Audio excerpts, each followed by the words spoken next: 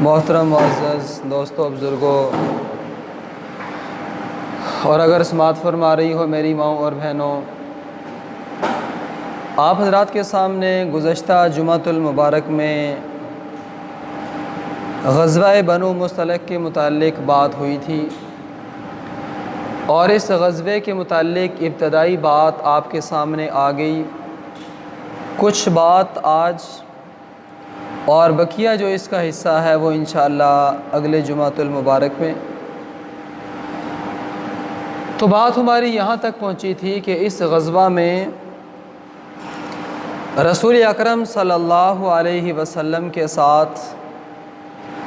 حضرت عائشہ صدیقہ رضی اللہ تعالی عنہ اور حضرت ام سلمہ ازواج مطہرات میں سے یہ دو عورتیں تھیں کہ جو آپ صلی اللہ علیہ وسلم کے ساتھ تھیں۔ اور جب یہ قافلہ مریسے کے مقام پر پہنچا تو وہاں پہنچ کر جب غزوہ بنو مصطلق کے ساتھ مٹھ بھیڑ ہوئی تو اللہ نے مسلمانوں کو فتح عطا کر دی، اور قبیلہ بنو مصطلق کے جو لوگ تھے صرف یہ نہیں بلکہ انہوں نے کچھ باقی لوگوں کو بھی ساتھ ملایا تھا، کچھ باقی قبائل بھی ان کے حلیف تھے۔ لیکن ہوا ایسے کہ جب مسلمانوں نے ان پر حملہ کیا تو حملے کی وجہ سے یہ لوگ ابھی جنگ کے لیے مکمل تیاری میں نہیں تھے۔ جنگ کی پلاننگ تو کر رہے تھے، کچھ تیاری تو انہوں نے کر لی تھی، لیکن انہیں یہ نہیں تھا کہ ہم پر ابھی حملہ ہو جانے والا ہے۔ تو جب رسول اکرم صلی اللہ علیہ وسلم نے ان پر حملہ کیا صحابہ کرام کے ساتھ مل کر،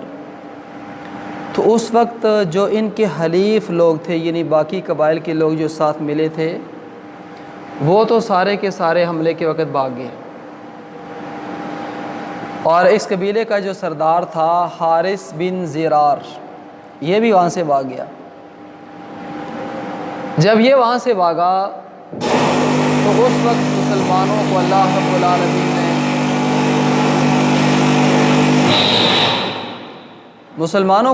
العالمین نے اس وقت فتح عطا فرما دی، اور ان کے جو 10 لوگ تھے وہ قتل ہو گئے۔ جب ان کے 10 لوگ قتل ہوئے تو اس وقت یہ لوگ میدان چھوڑ کر وہاں سے سارے کے سارے بھاگ گئے۔ تو مسلمانوں کے ہاتھ 500 ان کے بھیڑ بکریاں اور 2000 اونٹ یہ مسلمانوں کے ہاتھ لگ گئے۔ اب مسلمانوں کی اللہ رب العالمین نے اس مقام پر بھی مدد فرمائی۔ اس قبیلے کا ایک آدمی کہتا ہے مجھے خود نہیں سمجھ آ رہی تھی کہ جب انہوں نے ہم پر حملہ کیا تو ان کی فوج کے اندر ایسے لوگ شامل تھے جو سفید گھوڑوں پر تھے اور سفید انہوں نے کپڑے پہنے ہوئے تھے۔ حضرت جویریہ رضی اللہ تعالی عنہ وہ بھی فرماتی ہیں کہ جب مسلمانوں نے حملہ کیا اس قبیلے پر تو حملے کے نتیجے میں فرماتی ہیں کہ ہم نے خود دیکھا کہ مسلمانوں کی تعداد تھوڑی نہیں بلکہ بہت ہی زیادہ ہے، اتنی بڑی تعداد مسلمانوں کی۔ تو فرماتی ہیں کہ ہم نے بھی یہ دیکھا کہ مسلمانوں کا جو قافلہ ہے اس قافلے کے اندر سفید رنگ کا لباس پہنے ہوئے لوگ اور سفید گھوڑوں پر لوگ وہ بھی موجود تھے۔ تو فرماتی ہیں کہ جب ہم وہاں سے واپس آئے، آگے چل کر اس کے متعلق بات آئے گی، تو فرماتی ہیں بعد میں نے دیکھا کہ قافلے میں اتنے لوگ تو نہیں تھے۔ تو فرماتی ہیں کہ اللہ رب العالمین نے اس موقع پر مسلمانوں کی مدد کے لیے آسمان سے فرشتے اتار دیے تھے۔ اب اللہ نے جب مسلمانوں کو فتح عطا کی تو مسلمانوں کے ہاتھ بہت سارا مال غنیمت وہ بھی آیا، اور مال غنیمت کے ساتھ ساتھ باقی جو قبیلہ بنو مصطلق کی عورتیں، ان کے مرد اور ان کے جو بچے تھے ان کو بھی غلام اور باندیاں بنا لیا گیا۔ اب اس دور میں یہ غلام اور باندیاں جو بناتے تھے اس کی وجہ کیا تھی؟ تو اس کی وجہ یہ تھی کہ اگر ان کو ابھی غلام اور باندیاں نہ بنایا جائے تو یہ لوگ بعد میں دوبارہ جمع ہو کر ہم پر حملہ کر دیں گے، تو اس لیے ان کو غلام اور باندیاں بنا لیا جاتا۔ رسول اکرم صلی اللہ علیہ وسلم نے جب باندیوں، غلاموں کو اور اسی طرح مال غنیمت کو تقسیم فرمایا تو مال غنیمت جب تقسیم ہوا تو اس موقع پر بہت سارے منافق بھی اس جنگ کے اندر شامل تھے، اور منافقوں کا جو سردار تھا عبداللہ بن ابی، ہر دور کے اندر اس نے صرف اپنا مفاد دیکھا ہے بس۔ اب اس کو پتہ تھا کہ یہ جو جنگ کی مسافت ہے، یہ جو سفر ہے بہت تھوڑا ہے، اور اس کو یہ بھی معلوم تھا کہ قبیلہ بنو مستلق کے جو لوگ ہیں وہ بھیڑ بکریاں زراعت کا کام کرتے ہیں،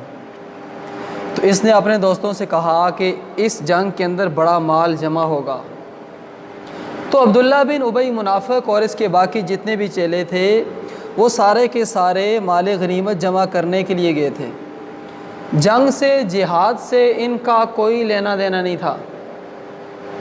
تو مسلمانوں کے ہاتھ بہت سارا مال اور لونڈیاں اور باندیاں یہ ہاتھ آ گئی۔ رسول اکرم صلی اللہ علیہ وسلم نے سب کو تقسیم فرما دیا۔ اب حارث بن زرار کی بیٹی جس کا نام تھا برہ، یہ حضرت ثابت بن قیس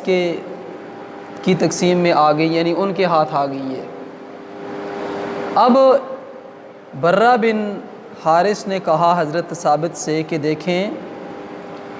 میں ایک سردار کی بیٹی ہوں، تو لہٰذا یہ مناسب نہیں کہ میں آپ کی لونڈی اور باندی بن کر ہوں، آپ ایسے کریں کہ مجھے پیسے بتائیں، مجھے مکاتب بنائیں، تو میں اتنے پیسے دے کر آزاد ہو جاتی ہوں۔ تو ثابت بن قیس نے کہا ٹھیک ہے، آپ پیسوں کا انتظام کریں، یہ پیسے لے کر آئیں، میں آپ کو آزاد کر دیتا ہوں۔ اب یہ برہ یہ رسول اکرم صلی اللہ علیہ وسلم کے پاس گئی، کیونکہ راستہ تلاش کر رہی تھیں اس وقت کہ ہاں اس وقت میرا خاندان یہاں پر نہیں، کون سے ذرائع اختیار کیے جائیں کہ میرے پاس پیسے آ جائیں، میں آزاد ہو جاؤں۔ تو رسول اکرم صلی اللہ علیہ وسلم کے پاس جب یہ گئیں، اور یہ ابھی وہیں پر ہو رہا ہے، گویا کہ بنو مستلق کا جو چشمہ ہے مریسی، وہاں پر یہ کام ہو رہا ہے، ابھی مسلمان مدینہ کے اندر واپس نہیں آئے، تو مدینہ آنے سے پہلے یہ ساری تقسیم مال غنیمت کی ہوگی، تو تقسیم ہونے کے بعد پھر صحابہ کرام مدینہ کے اندر آئے ہیں۔ اب یہ برہ رسول اکرم صلی اللہ علیہ وسلم کے پاس آئیں تو آ کر کہنے لگی کہ آپ کو معلوم ہے کہ میں ایک سردار کی بیٹی ہوں، اور میں ثابت بن قیس کی تقسیم میں آئی ہوں، یعنی میں ان کی لونڈی بن گئی ہوں۔ اب انہوں نے مجھے مکاتب بنا لیا ہے۔ مکاتب کا مطلب یہ، انہوں نے کہا کہ اتنے پیسے دو اور تم آزاد ہو جاؤ گی،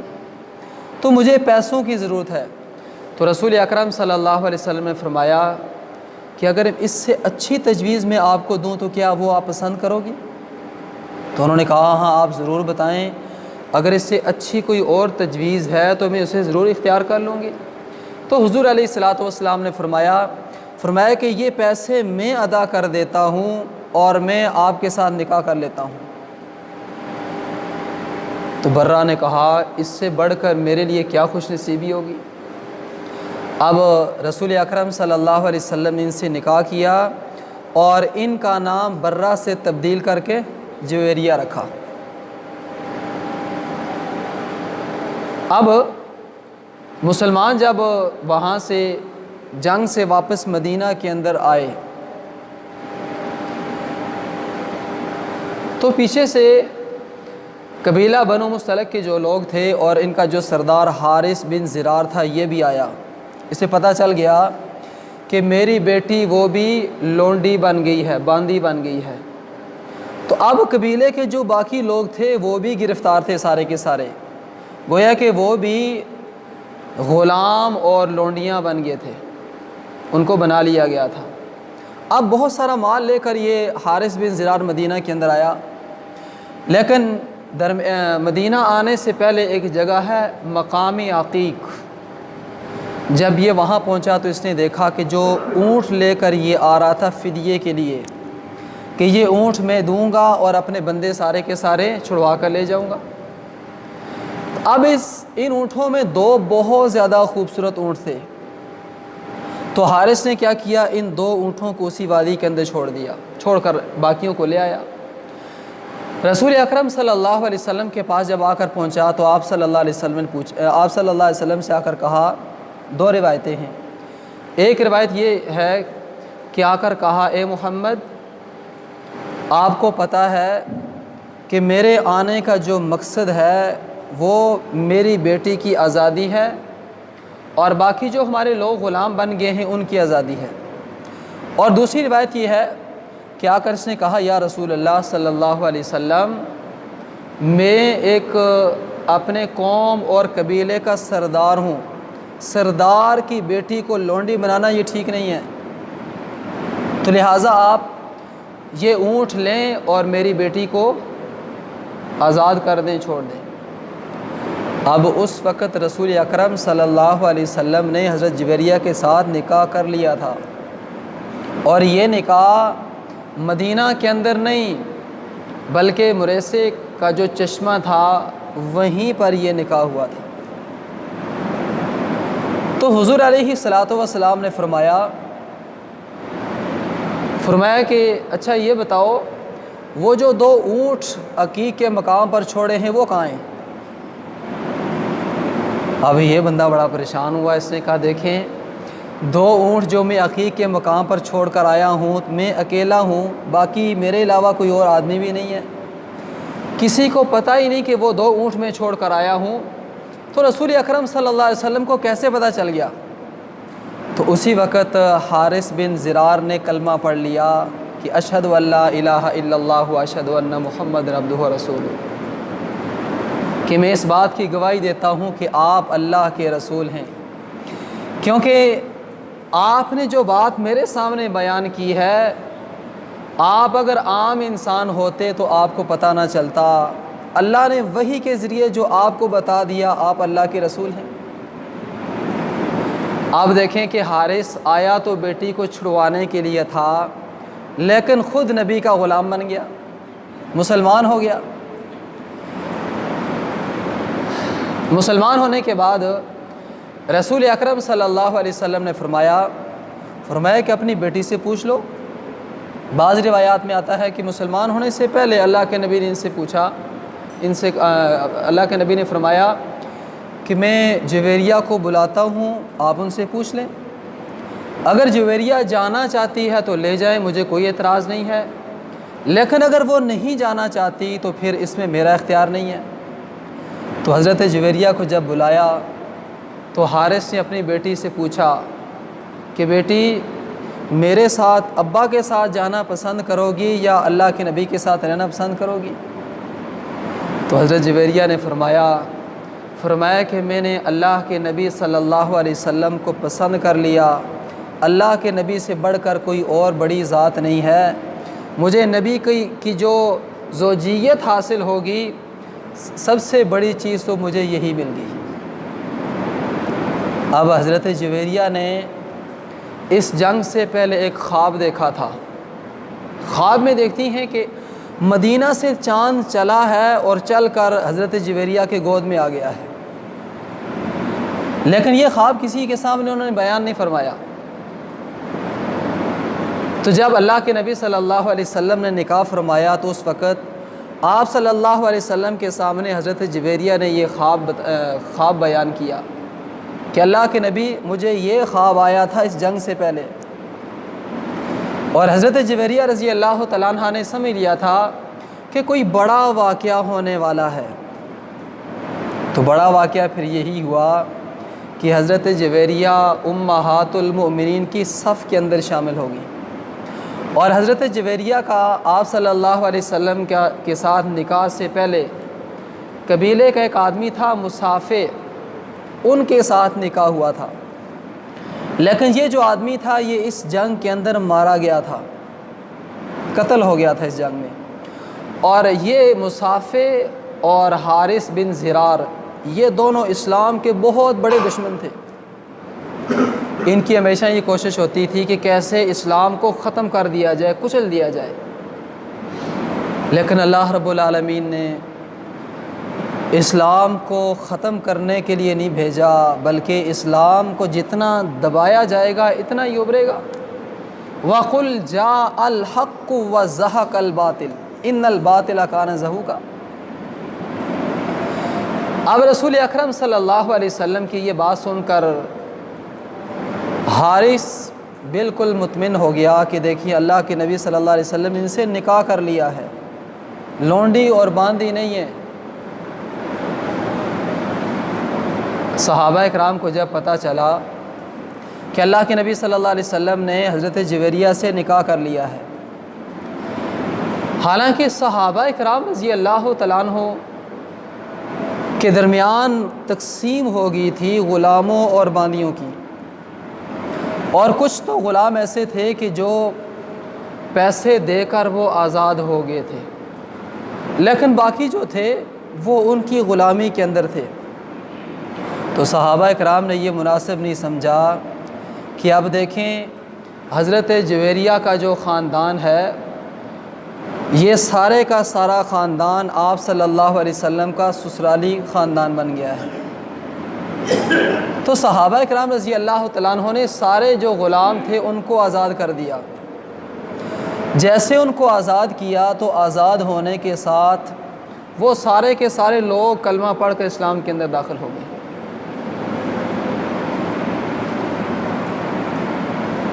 اب رسول اکرم صلی اللہ علیہ وسلم کہ ہر صحابی کی یہ کوشش ہوتی تھی کہ جو کام اللہ کے نبی صلی اللہ علیہ وسلم نے بتایا یا فرمایا ہم فوراً اس پر عمل کر دیں۔ آپ دیکھیں کتنے جگرے کی بات ہے، حالانکہ مارکیٹ کے اندر